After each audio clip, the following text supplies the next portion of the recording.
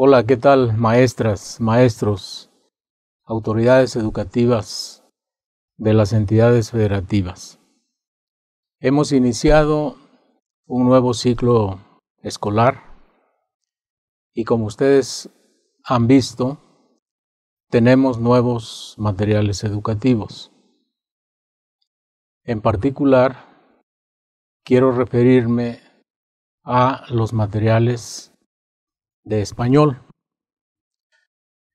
Hemos recibido algunos correos de algunos docentes, lo cual nos da mucho gusto porque habla de la preocupación que tienen o de las dudas que tienen por estos nuevos materiales.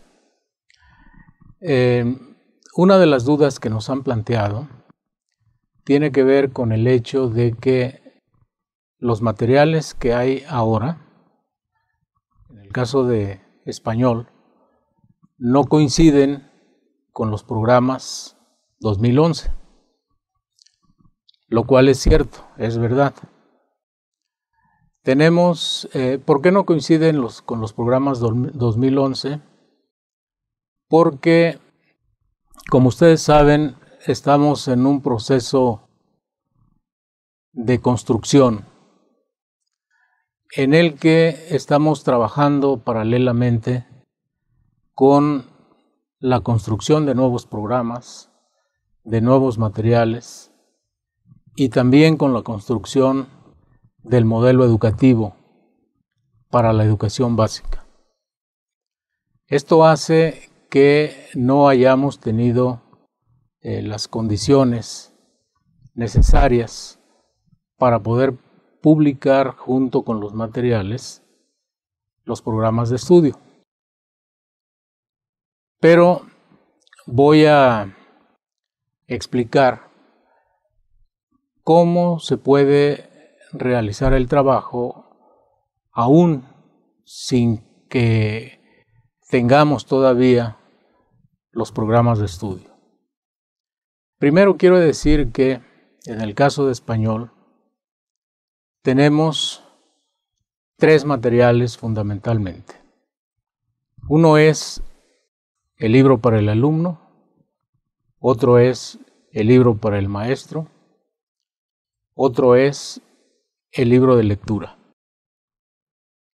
Además de estos materiales, que son libros, tenemos otros materiales para el aula, como apoyo para que los niños aprendan a leer y escribir, a hablar y a escuchar. Tenemos un material recortable, unas tiras recortables para que los niños puedan formar frases o puedan formar párrafos. Y tenemos también un alfabeto móvil, uno en el libro del alumno, y tenemos un alfabeto móvil grande para toda la clase, que son recortables para que los niños puedan formar palabras o frases o incluso textos. ¿Cómo podemos hacerle? Una de las preocupaciones que nos han planteado los profesores es ¿cómo le hacemos para planificar? Si el apoyo principal para planificar es el programa de estudios. Si el programa de estudios no coincide con los materiales, entonces ¿en qué nos apoyamos para planificar? La sugerencia es que la planificación puede hacerse a partir de las actividades que hay en el libro para el alumno. Pensemos primero de manera general qué es la planificación, dicha muy brevemente.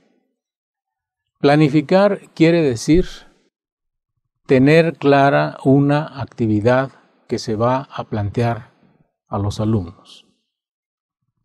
Además, planificar quiere decir también tener claro para qué se va a plantear esa actividad.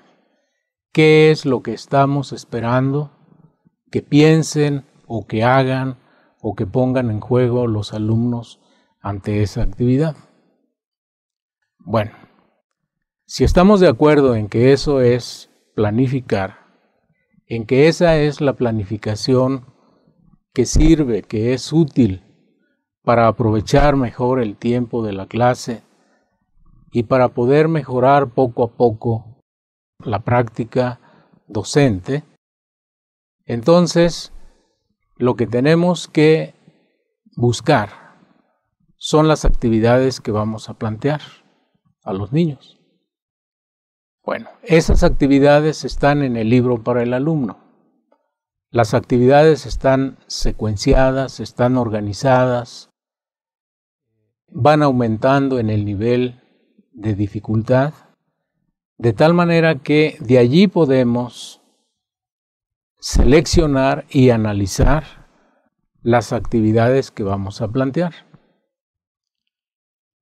¿Dónde están las finalidades?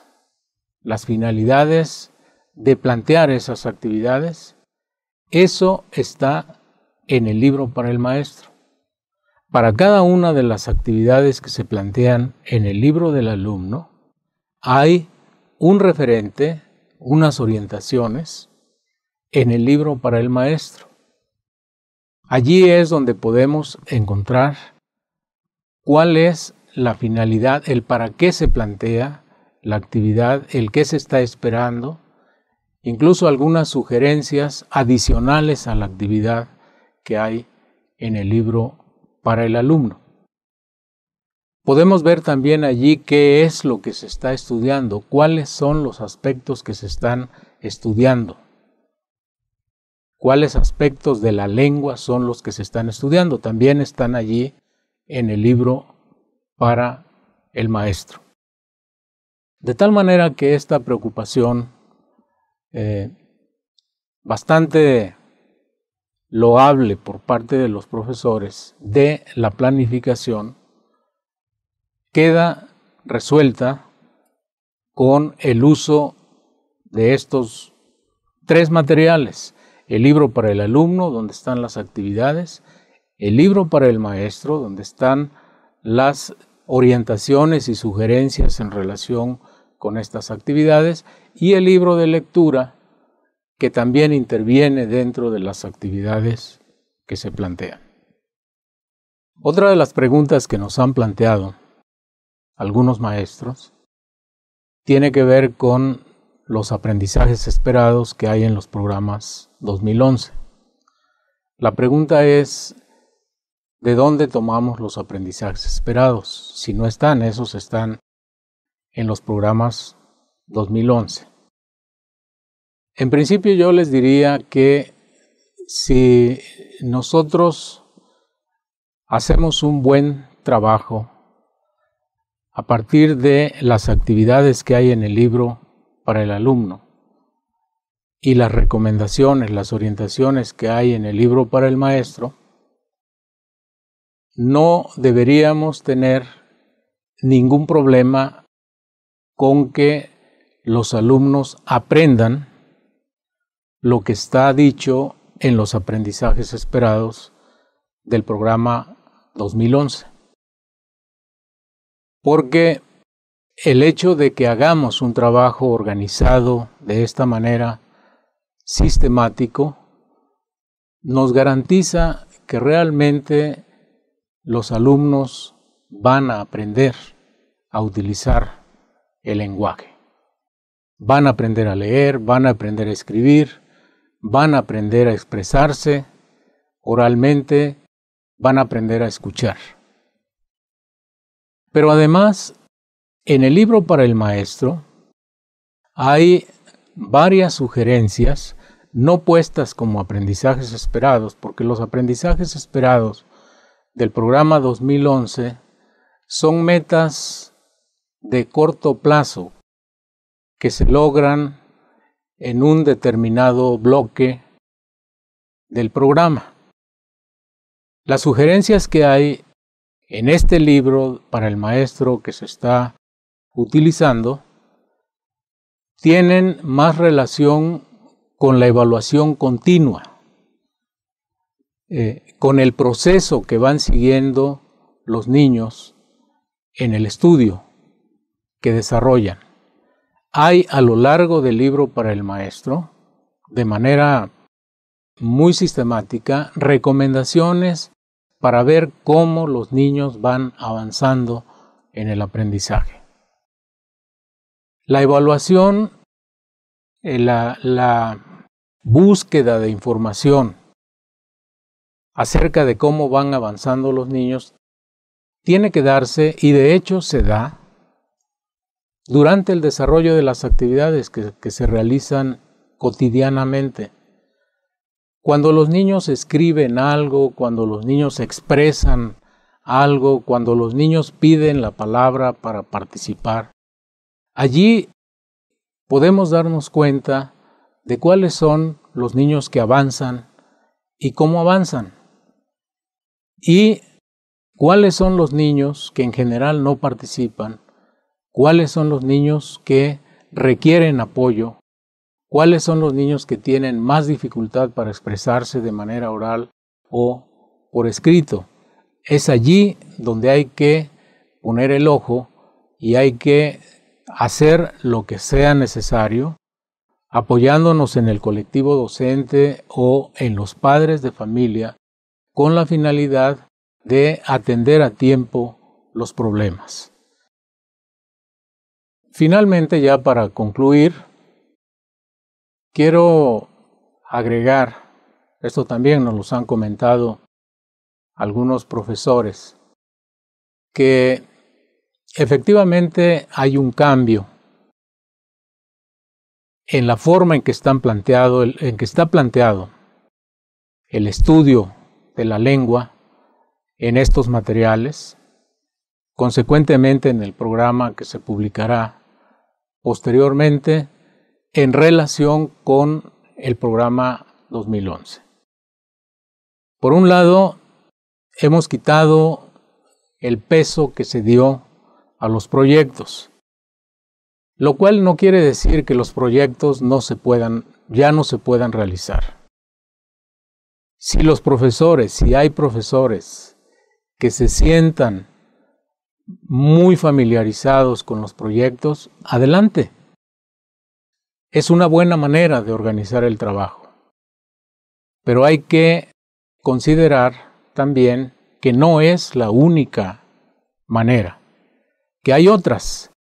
Una de ellas es la que se está utilizando ahora en estos nuevos materiales a través de secuencias didácticas, lo cual significa una serie de actividades que, como dije al principio, van avanzando en el nivel de dificultad o de complejidad, en algunos casos, con la finalidad de ir exigiendo cada vez más de la reflexión de los niños.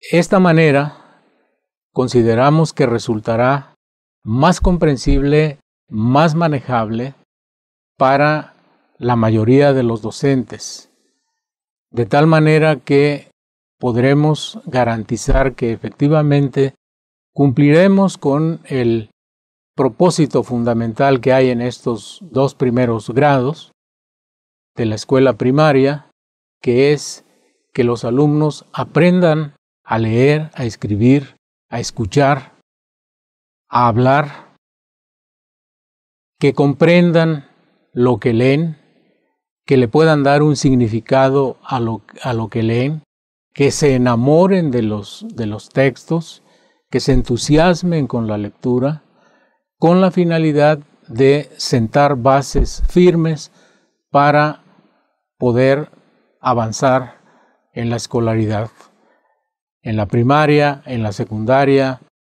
y más allá de estos niveles. Muchas gracias.